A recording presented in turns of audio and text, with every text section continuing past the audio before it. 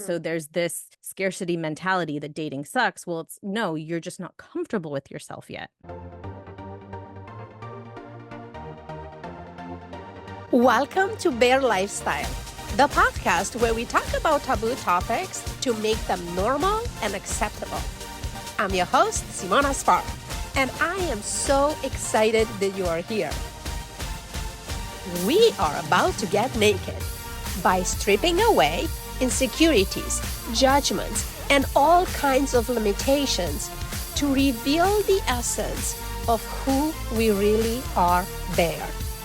Bold, authentic, radical, and fully expressed. Let's begin.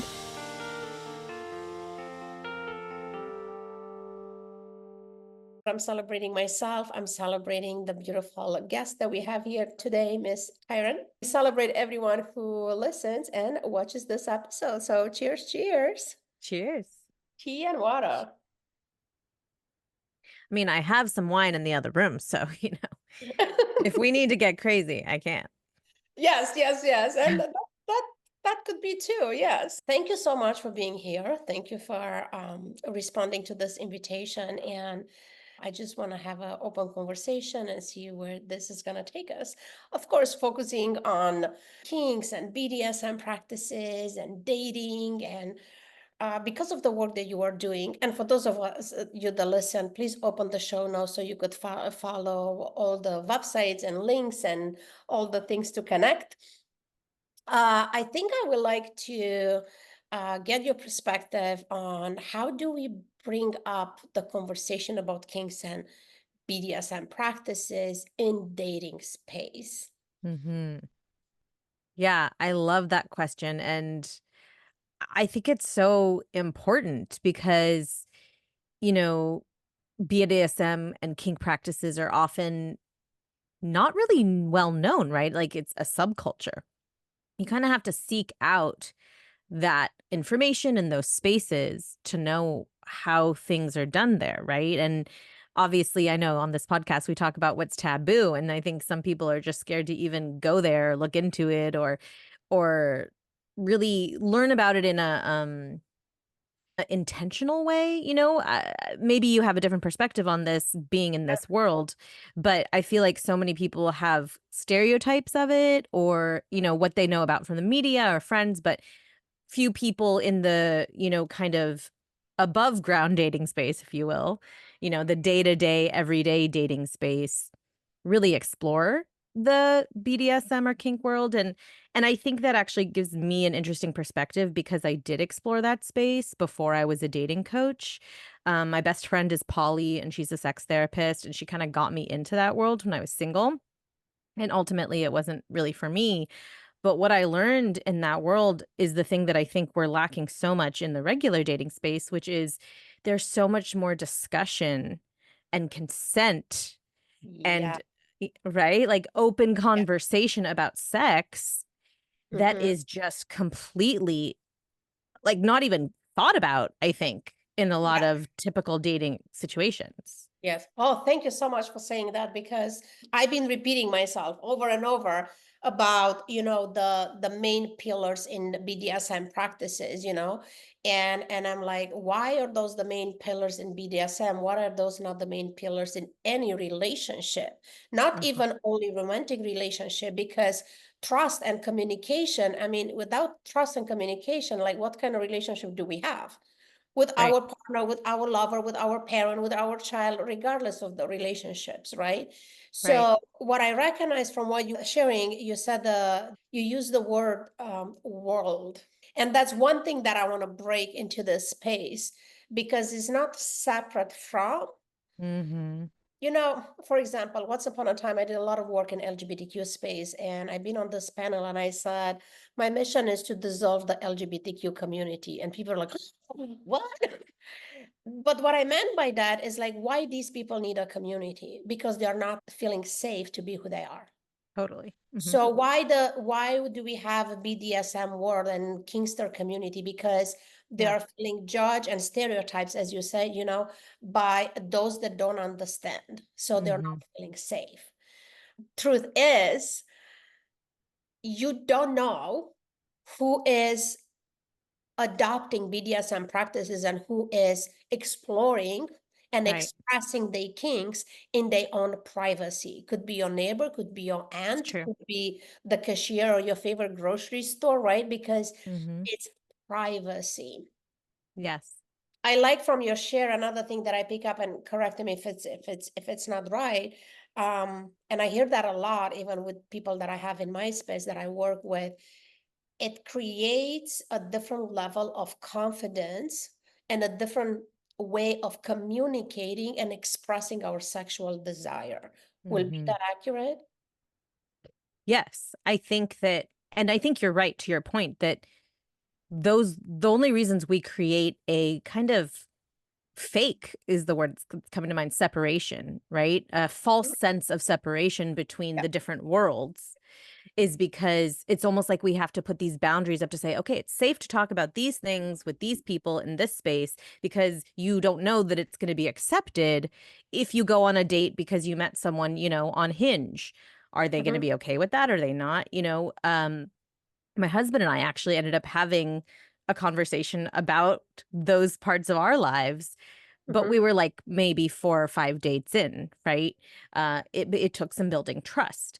But I think that what I've found when I was dating before I was aware of kink and BDSM worlds, if you will, or Mhm. practices, right?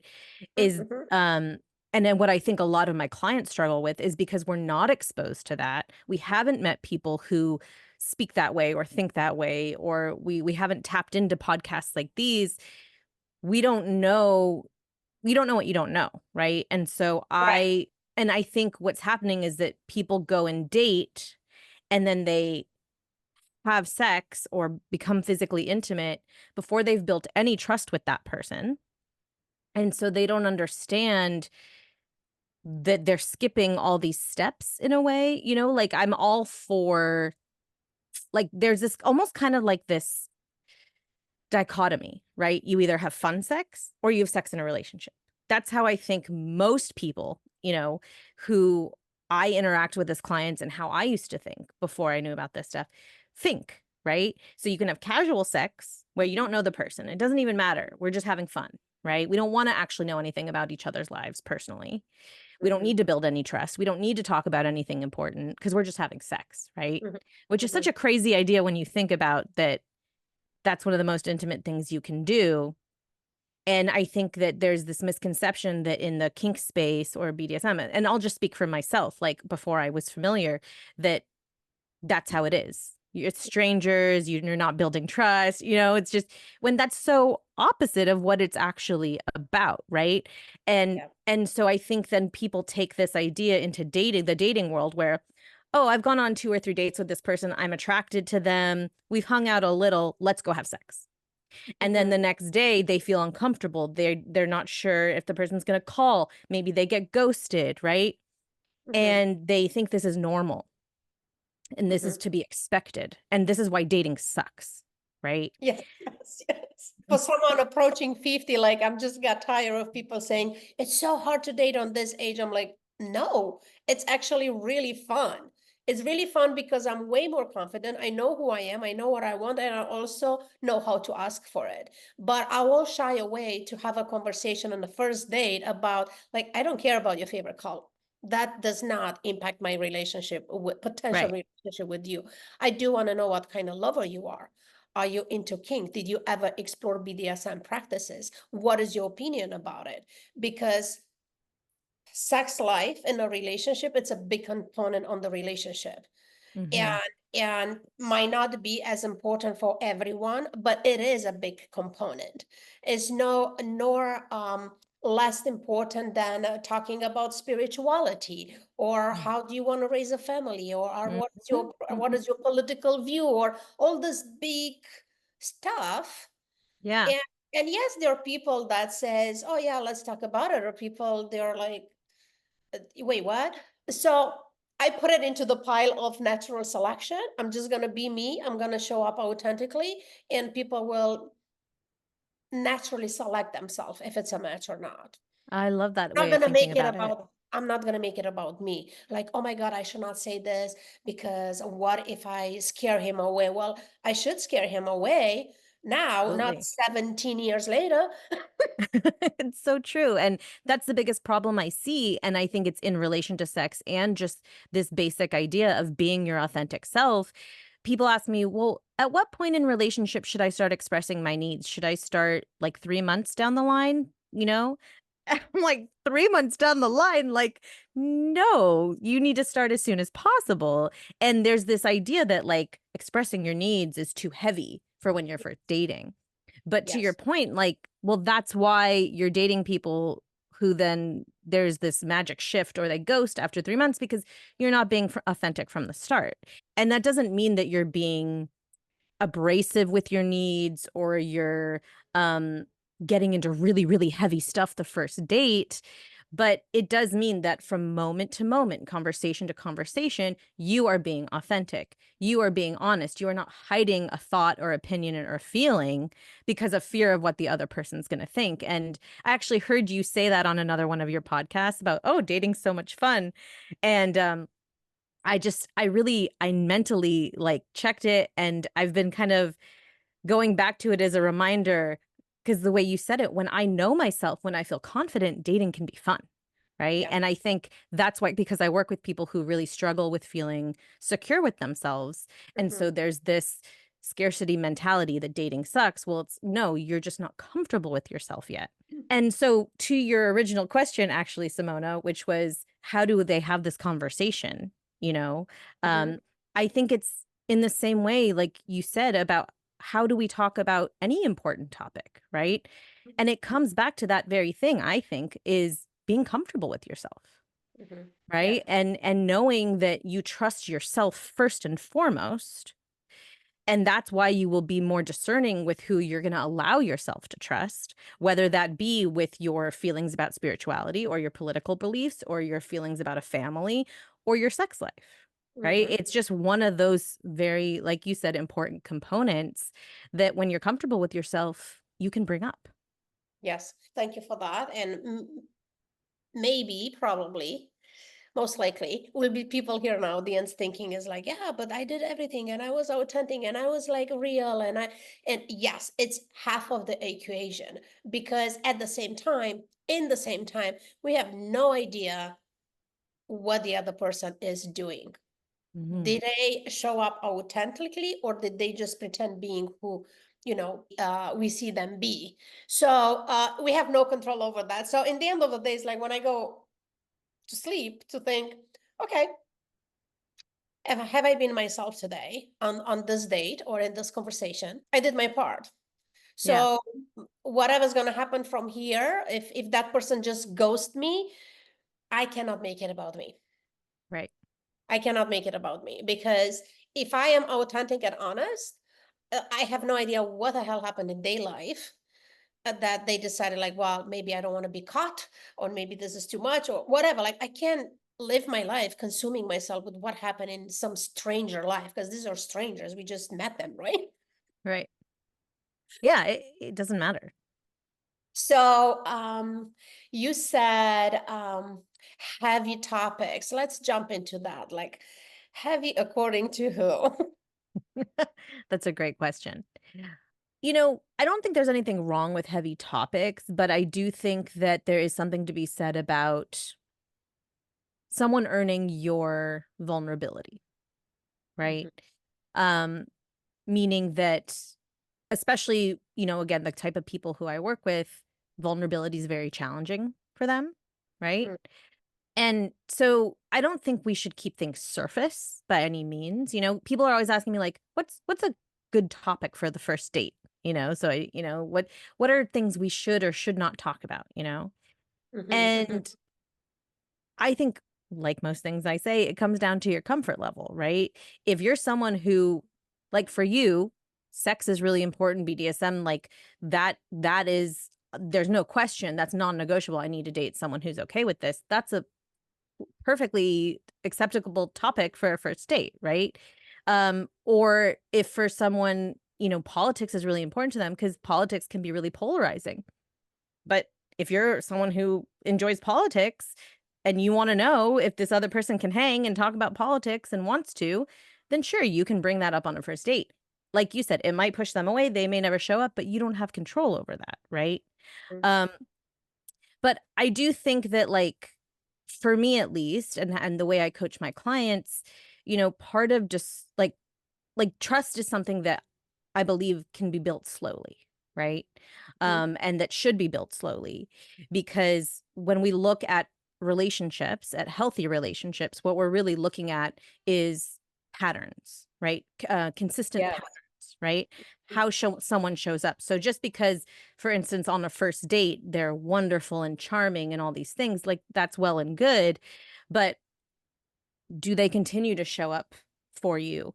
And Mhm. if you then broach a subject that feels heavy to you personally, can they hold space for that?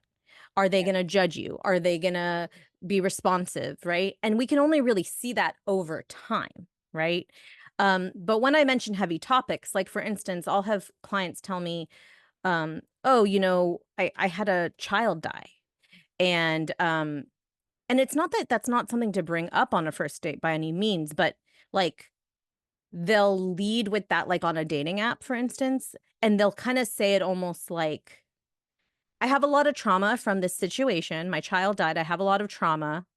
Um, and like they'll kind of throw their baggage, if you will, quote unquote baggage, all out at front, in the front, like before they've even made a connection with the person.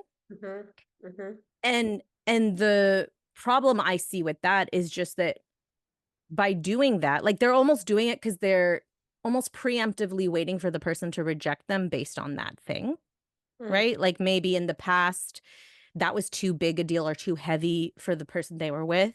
So they want to make sure the person knows at the very beginning, this is my issue, this is my baggage, right? And so they'll kind of throw it out at front. Or like I'll have clients who will be like we talk a lot about needing reassurance. And so they'll say to the person at the beginning, just so you know, I need a lot of reassurance. So I need you to respond to my texts all the time within this many hours and da da da da da. And it's like that's looking for a sense of control, I think, like trying to control the situation rather than learning to build the trust with that person over time, right?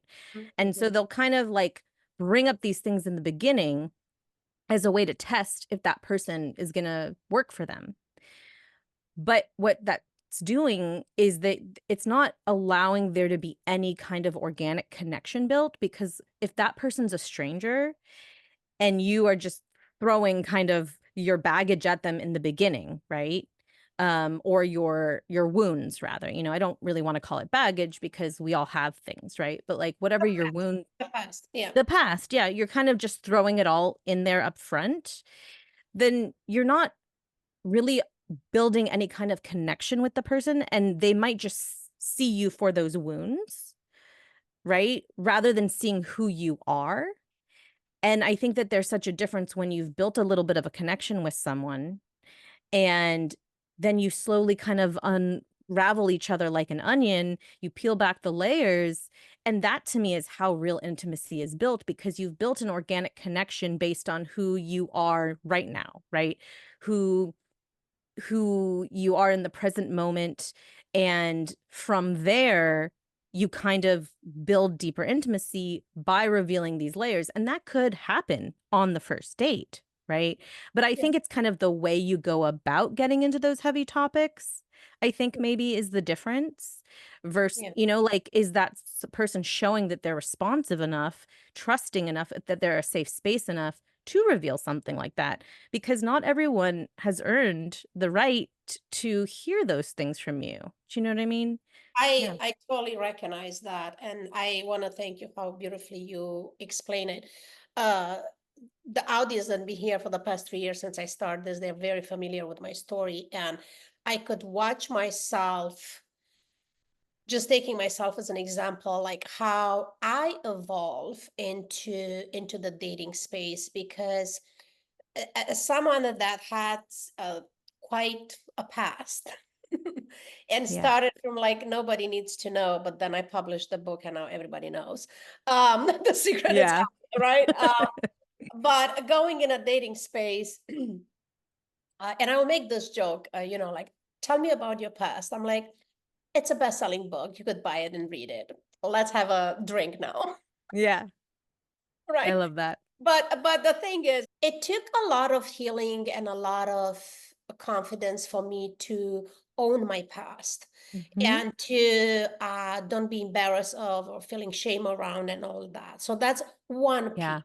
And I'm going Mhm. to those pieces because I want to believe there's a lot of people in audience that resonate with those, whatever they are in the evolution, right?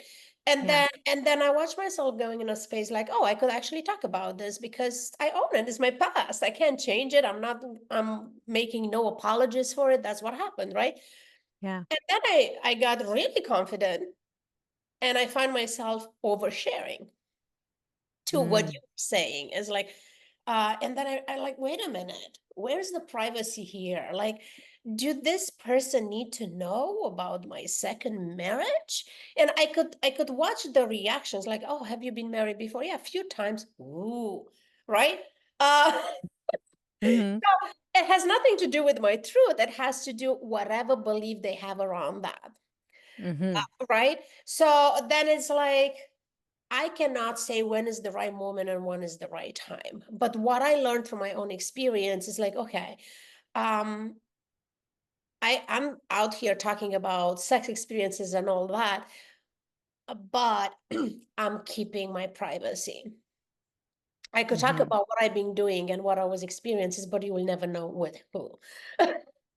Right, Yeah. right. So it's like, okay, we keep the privacy, we ease into this relationship, yes, building trust, and also, is there any exchange, Mm.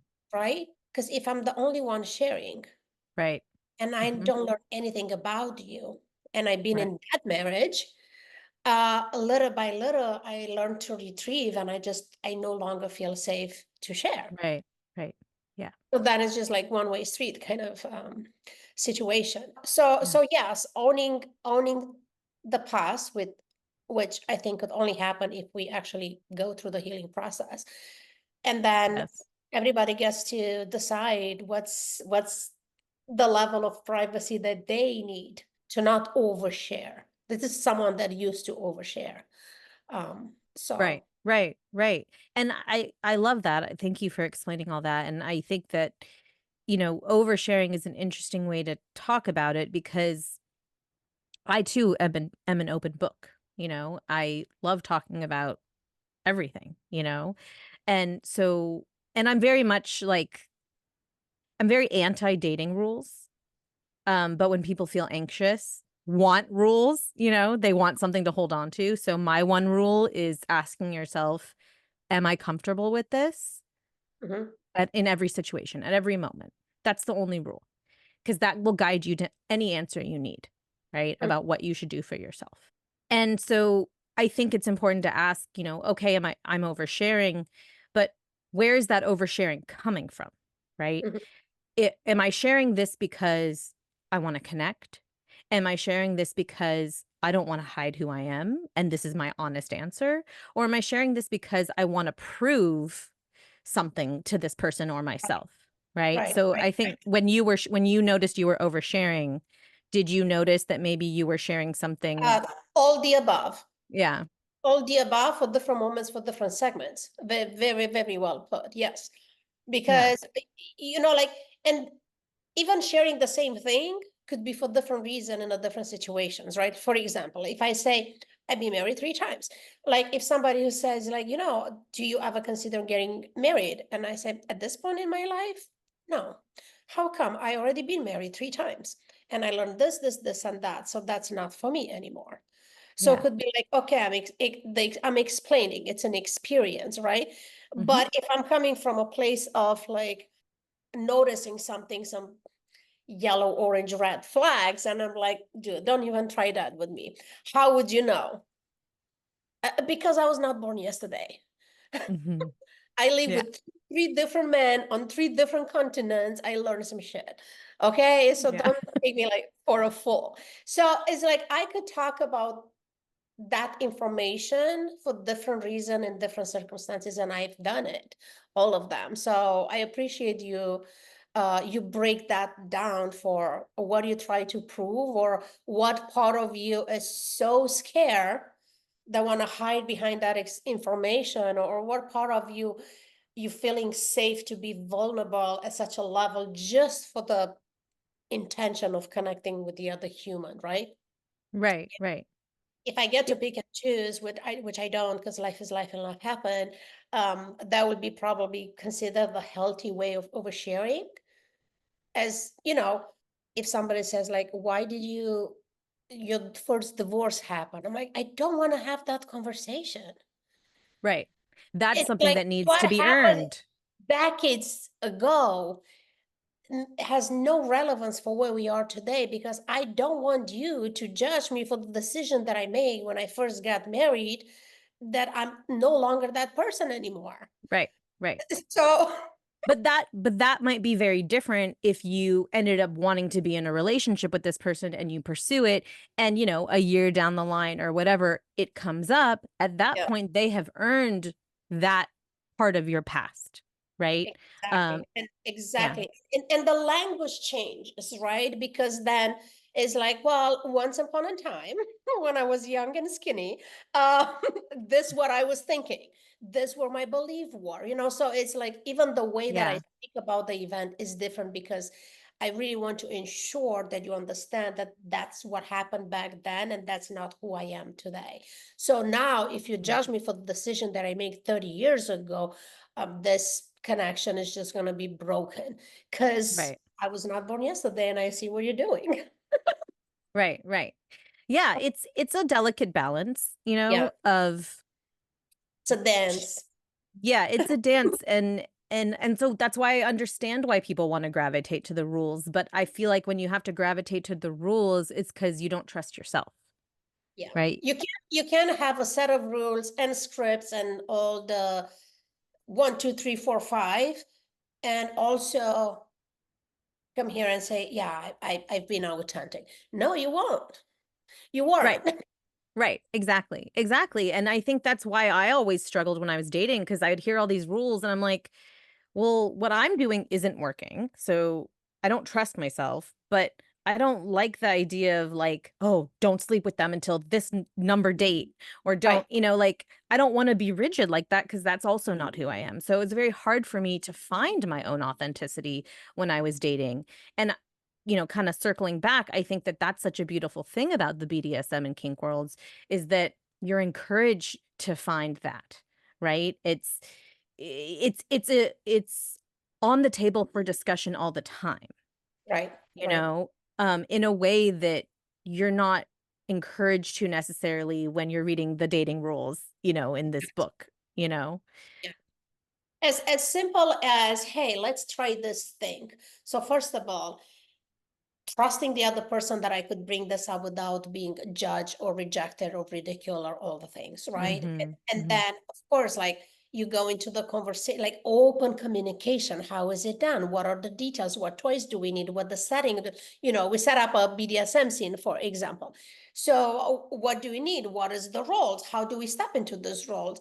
What might come up? Like there are so many questions. It's like a really detailed conversation, and just Mhm. talking about it, it creates such a deeper connection. It's a mind Yeah. blowing. So the last course that I did, Play Power Pleasure, I'm just getting now the testimonials from students that went through the process. And I think I need to market differently, because they're all says like, oh, it was not what I thought it would be. Yeah. Uh, How because so? I'm really focusing on those things, like really self-discover who am I? What do I like? Why would I will like that? What's my desire? What my kink might be? So I do a lot of self-exploration and Mm, self-discovery, mhm. because I created also for single people. Like you have the right to know yourself, to know all the layers of your sexuality, and so many different ways in which you could experience pleasure without a partner, right? Mhm. But then with a partner, now you put the two people together, they go such in a detail. Yes, you're going to build a amazing, very personalized BDSM scene, but until you get there, you're actually going to learn so much about yourself. And if you do it with another person, actually, it's just going to deepen your connection. Totally. I have one couple that just emailed me the other day, and they say we didn't even end up doing the scene. It was just so good, just going through the fun sheets and do those little prompts journaling. It was just I mind blowing. might need this course. Yes, you do. Everybody does. Yeah, of course. But to what you were saying is, in order to express kinks and to practice BDSM, the fundamental is trust, communication, Mm-hmm. open Mm-hmm. communication, connection, right? All those things. Right. Where in a traditional dating space, we are thought and probably even believe that that's something that it's just going to take time and until we're going to get there. And oh, the sex was not so good. Well, of course it was not, because we just met, we don't know each other. Like, girl, no, the sex should be good. Well, and even talking about something as basic as like, when's the last time you were tested for an STD, right? Yes, Or yes. can we use a condom, right? Hmm. Like even those things I find can feel challenging to talk about. Yeah, Those really basic stuff, you yeah, know?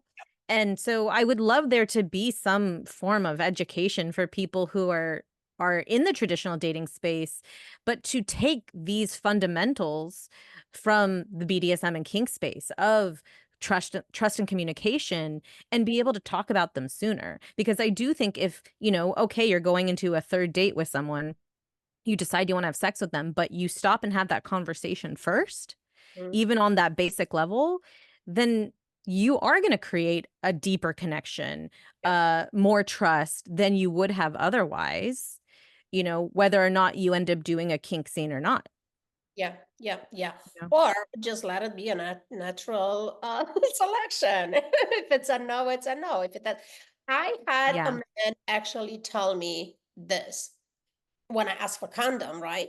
He said, I respect women body and I respect you way too much to do it with a condom. And I'm like, goodbye now. Lose my number. What Like does that even mean? I I don't want to speculate. All I Yeah. understood is like he thinks that it's like, oh my God, I'm just gonna be like, oh my God, such a man, right? You want to go all raw and what? I'm like, no. Yeah. No, that's Thing. that's the opposite of respecting my body, actually, The but thanks. opposite of it. So I'm bringing that example because yes, here's the thing: we are still uncomfortable about talking about this, uncomfortable talking about that, and as you say, well, what are you comfortable to talk about? What are you confident about? And also, it's like, can you hold that conversation? Like, can you Hmm. actually hold it? And are you willing to walk away? If you're not comfortable, you mean? Right. If I get a no or I get a disagreement, Hmm. willing to walk away, right? Right. Like, Right.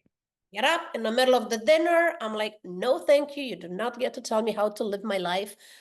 And some people might say, well, that's very, like cutthroat and whatever. I don't care. If my profile is clear, I'm not dating men with minor children Mm-hmm. because And I have a lifestyle that this is the lifestyle I want to right. live Right. moving forward. I definitely don't need a man to say, what kind of mother are you? An excellent one for my son. Thank you very much. And that's what I'm finishing with my parenting.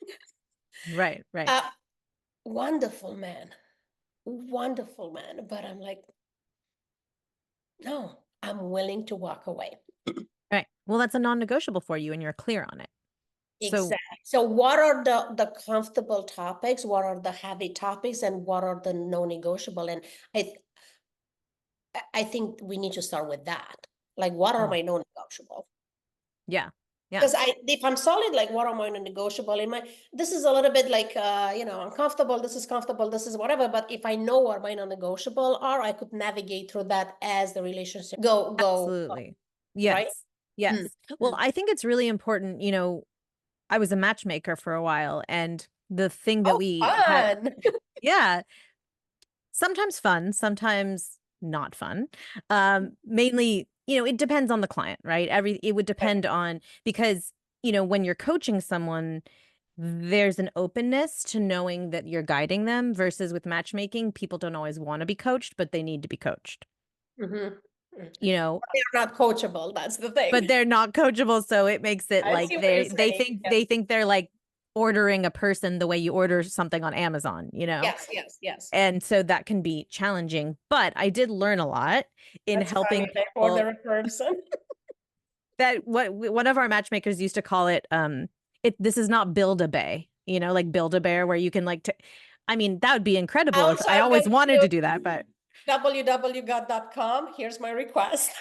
yeah, exactly. Like we ship within 2 business days and Give me a like, tracking number. right. Can we get free returns here? Um Okay, so we but deviate a little. Good luck though. So, yeah. so when you were a matchmaker, So when I was a matchmaker, the conversation we always had in the beginning was, let's choose your like top 3 non-negotiables, Mhm. that we called your priorities, and then what are your top 3 preferences. So your non-negotiables are kind of they're very like no question, like, and they would be more quantitative things like, um you know politics could be one. Like, I am absolutely not going to be dating someone who is the opposite because you feel really strongly about that, and that is going to create a lot of friction, right? Or kids was always a big one, where the person is with kids. So those kind of very clear distinguishable non-negotiables. And then the preferences were more soft things like personality, interests, things where we were purposely identifying where you could be flexible. Because the truth is that your quote unquote perfect person is probably going to come in a package you don't expect. And when you look too specifically at this has to be this way in all these areas, well, that's why you're never going to find someone, because again, that's you trying to order someone on Amazon, right? Versus understanding that people are three-dimensional and dynamic and might surprise you, but you also don't want to abandon your own values, right? So having those non-negotiables, yes, as your kind of North Star, as your guideposts to whether you walk away or not is one thing. But then I think the preferences are really important because they're where there's room for growth, right? Where maybe I wouldn't consider this before and I'm not super sure about it, but I also maybe I just need to be more of what I always say with my clients, the scientist about it. This is where you ask questions, you get information, and you go based on how they respond, right? And so, to your point, you've mentioned actually a few. you get to meet that person, like go to meet y- them and to learn about. Yes, yes. And because it's so easy to judge, like you've been saying, and stereotype when especially if you're on the apps or something like that, and you just swipe by based on Physicality, generalizations, physicality. physicality, past experiences that you're projecting onto this person who you haven't even met. But when we ask questions, we get to know the real person, right? And we get to see who they really are and how they really think and how they can hold space for you based on how they respond. And so I have this thing called the scientific method of love, where Yes. I don't know, for just listeners to refresh on the scientific method is something we learn a lot in school. How scientists approach experiments is that first you have to think of a hypothesis. What do you want to know? What's the question, right? And Yep. then you go through and you collect the data and you analyze it, and based on that data you come to a conclusion. And if you test again and it's the same conclusion, then you're getting your answer, right? But if the data changes or something changes and you get a different answer, you kind of have to test again. And so I do like to do that with your needs, right? If I express a need and I feel like your response makes me cringe or I feel uncomfortable by it and it's a little judgmental, then I'm like, I'm not gonna just stop talking. If it's not one of my non-negotiables, right? Like, but if it's a kind of in those soft preferences questions, like, I'm not sure how I feel about that response, right? There is Well, additional questions to that, right? right. So we ask more questions, or we see when I express this opinion, need, feeling again, are they gonna make me feel that same way again?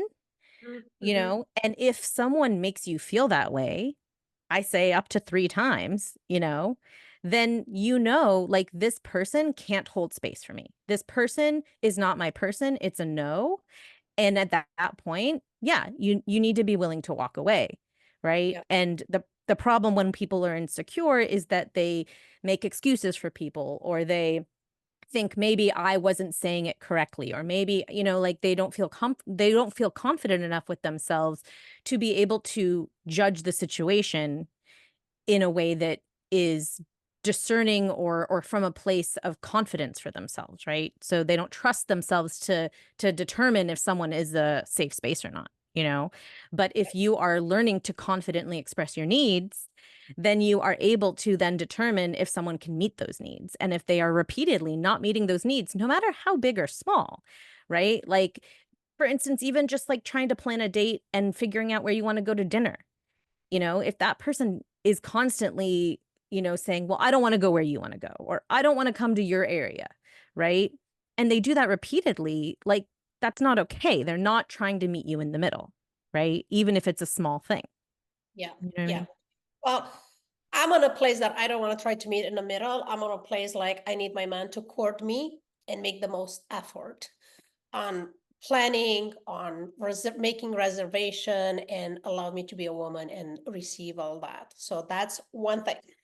Yes. But another thing that I learn and I see and I suggest all the time is when you talk about you have the question, pay attention to the answer, pay attention if the answers are changing, those patterns, right, that you were Yes. talking about earlier. And I want to believe that after we go to life, because we are not little children in the middle school anymore, right? We also develop the sense of trusting our instinct and like really reading the nonverbal Mm. because if that doesn't match with the words and with the Right. actions, then I'm out. Right? Yeah. So if anything, like even circling back to a BDSM scene, as I said, it's a lot of conversation, a lot of verbal that's happening there to begin with. Hmm. But then when in it, there's not a lot of um, words being said. I mean, it Hmm. depends of the scene and the scenario, of course, right? Or the role plays or whatnot. So it really takes to really know your partner and it really to understand is like, okay, how is she moving? How is she responding? Like the body, the sounds, the all the things, right? So I think, yes, most people will say, well, that's very easy when you already know the person and you're already in that space. But I mean, we could actually go all the way back and say, what first date over a coffee and a tea? I Hmm. go there to meet this person. I don't go there to impress them. I don't go there to sell myself, how amazing and fabulous I am. I am amazing and fabulous. It's up to them if they see that or not, right? Yeah. But I go there with the intention of learning about them and could only hope that that's the intention too, to learn about me. So you say things, but I'm also looking like, what are you doing with your body? How do you gesticulate? Where are you looking, right? Hmm. Like all those Hmm. things Hmm. that says a lot, but I'm learning your little quirks. Yeah. So, Absolutely. so Yes. it's learning. And Hmm. Hmm. second date, I'm paying attention to those, or this the same, or do they change? Oh, Yes. right. Absolutely. And Hmm. and I done that. Like half of my life I done that. Just went there to impress, until the mind shift, as I say many times, it shifted from I hope they gonna like me to I wonder Hmm. if I'm gonna like them. Yes, 100%. That's one of the most empowering shifts Different you can energy. have. Hmm. Mm, mm, That's mm. such a big deal. And that's when you've done some growth, Yeah, when you have that mindset shift and you embody it too. yeah, And I think I love what you just said, because what you're, saying, from what I understand, is that it's not just words that are information yeah. about who they are, it's body language. v- I think Actions. it's the action, absolutely. And Yeah, whether someone's actions and words align are such a big key piece of it all. Um, but it's, to me, it's their body language, and it's also how you feel in your Yeah. body in How their that presence. what that does in my body. Yeah, what the Yeah. response do I get to see like, oh my God, I'm flattered, I'm a trigger. Like, okay, what am I triggering about? Is something that I need to pay attention to? Or like, whoa, this man is just not gonna, hold me like this. He's gonna tell me the truth. And I appreciate that. That's a core value, like straight up forward, right? Like don't write Hmm. a pre-present unless it's a present. Other than that, like tell me how it is, because I know that I'm not perfect. So yes, it feels really nice to be with someone that only always agree. But for me, that's a red flag. Like if Yes, you agree with absolutely. everything that I say and everything that I do and everything that I am, is like, God, Yeah, that because then you're like, what doesn't are you exist. hiding? Yes, yes, Yeah, yes. Like, because that's what are you not, after? What's your yeah, agenda here? exactly, exactly. I mean, one of my favorite qualities about my husband is that he can say things to me in a way that I really hear, where I really want to listen versus get defensive, Mhm. and that's like so important to me, that he can call me out in a way that a lot of other people can't.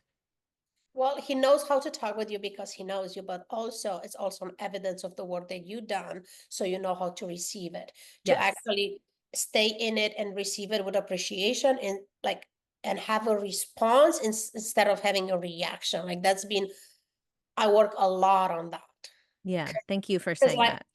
my mind goes, it's like already, 100 miles ahead of me, and I just want to immediately say the thing because like, Same. no, I know this, and it's like, go. Yes. Take a breather, respond, Yes. right? Are Yes. you reacting from your own body, your own trigger? Or are you responding to this person, what they brought up for you, regardless if it's beautiful or not? Like even receiving a compliment, because I'd be like, oh, thanks. But I'm like, make an eye contact, like, thanks, babe. Like Yeah. really receive it, Yes. not Yes. just like Feel it. brush it off with the thank you. Yes. Absolutely. Absolutely. I love that. And yeah. Oh, I feel like we could talk about this stuff all day. Yes, but we won't. We're gonna wrap it up. I think we squeezed quite some really good, juicy drops of different things in this conversation, and you are always Yeah. welcome to come back and we could dive in Thank you. different directions. So, thank you so much for being here. And I like to invite my guest in to close us with a suggestion, an advice, an intention, whatever it's present for Y- you right now. Yeah. Um, I think that kind of just coming back to my one rule is the thing I always really want to leave people with. Um, especially again, I don't know if I explicitly said it, but I'm a conscious dating coach and an attachment expert.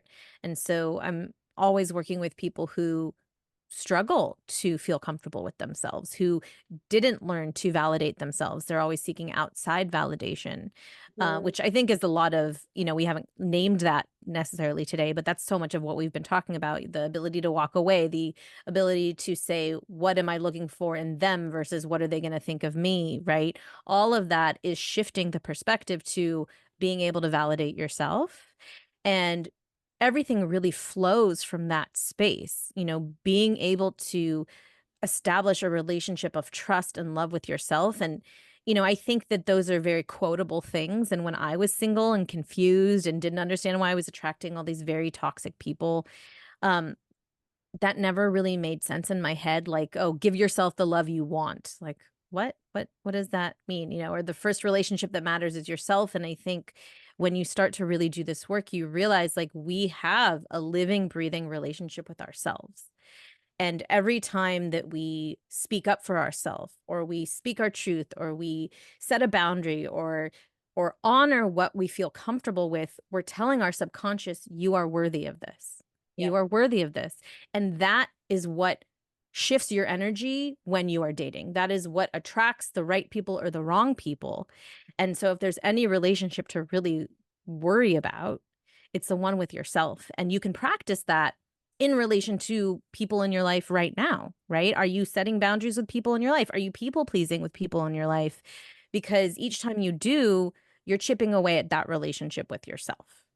So that's kind of my advice, is that you don't have to have a partner right now to start this work, and to get yourself to a place where you're going to attract someone who is high value and quality and secure and emotionally available and wanting a relationship, all those things. Like, the world is your oyster. Start right now, and build that trust with yourself, because then you are ready when that person comes along.